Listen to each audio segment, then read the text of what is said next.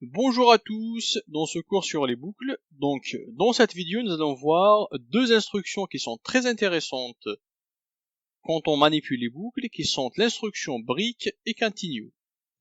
Alors, ces instructions break et continue s'utilisent à l'intérieur des boucles. Bon, bien que break peut être utilisé à l'intérieur des conditions switch, mais ça c'est une autre histoire. Donc, on va voir leur utilisation à l'intérieur des boucles. Peu importe la boucle, for, while ou do while. Donc, peu importe la boucle, on peut avoir des boucles imbriquées ou bien des boucles simples. On peut les mettre dans toutes les situations. Alors, commençons par l'instruction break. Alors, l'instruction break, quand on la rencontre à l'intérieur d'une boucle, elle conduit directement à l'arrêt de la boucle. Alors, essayons directement de vous donner un exemple. Alors, si je reprends l'exemple de l'exercice majeur-mineur. Alors, j'ai une variable âge, et puis je mets une boucle while. C'est pour qu'à chaque fois que l'utilisateur introduit une valeur invalide, une valeur âge invalide, alors je lui redemande son âge, jusqu'à ce qu'il m'introduise un âge qui est valide. Donc ma boucle while, je vais mettre en sorte qu'elle soit une boucle infinie. Donc je vais mettre une condition qui est tout le temps correcte. De toute façon, 1 en langage C, ça veut dire true, ça veut dire correct. Donc cette boucle-là va tourner à l'infini, jusqu'à ce que j'interviens pour l'arrêter. Donc j'affiche à l'intérieur un message, entrez votre âge, et puis j'utilise l'instruction scanf pour lire l'âge de la personne. Et commercial âge. Et puis ici, qu'est-ce que je vais faire? Vu que j'ai pas mis de condition pour arrêter ma boucle lorsque mon âge est valide, je mets ici une condition, un test.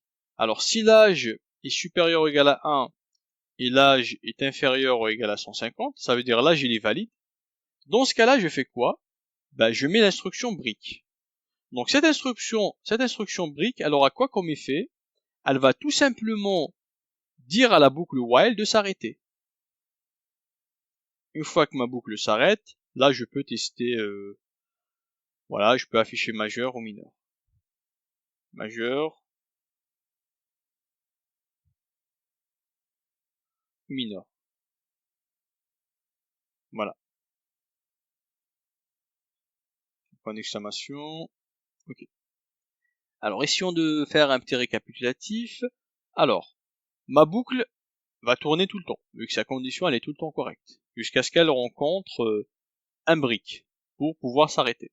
J'affiche à l'utilisateur un message entrez votre âge, je lis l'âge, et puis si l'âge est correct, alors je fais un break. Ce break va arrêter ma boucle, ce qui fait que je vais aller exécuter ce petit bout de code, et du coup j'affiche majeur ou mineur.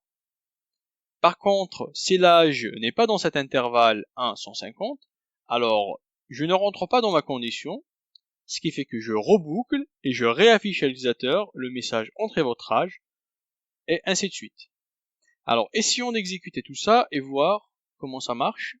Alors, entrez votre âge, je mets par exemple 28. Donc là, ça me dit que vous êtes majeur. Parce que je rentre dans cette condition et je fais un break. Par contre, si je mets une valeur qui est négative, moins 88 par exemple, et là, elle me dit entrez votre âge.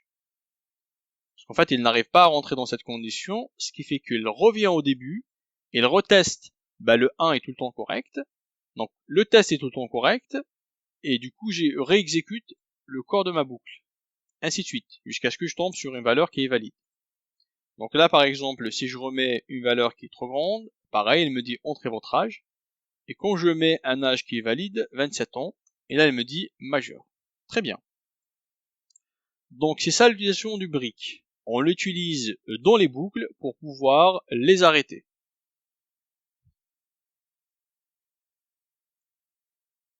Alors, on peut très bien utiliser, comme je viens de le dire précédemment, des briques à l'intérieur des boucles imbriquées. Par exemple, si j'ai ce cas de figure, imaginons quelque chose comme ça. Voilà, j'ai une boucle while qui se trouve à l'intérieur d'une boucle for. Dans ce cas de figure, en fait, ce break aura effet à la boucle la plus proche de lui, en partant de l'intérieur. C'est-à-dire ce brick aura un effet sur cette boucle while. Donc il va arrêter cette boucle while. Il va pas agir sur cette boucle for. Donc le brick agit seulement sur la boucle la plus proche de lui, en partant de l'intérieur. Ici en l'occurrence sur cette boucle while. Très bien.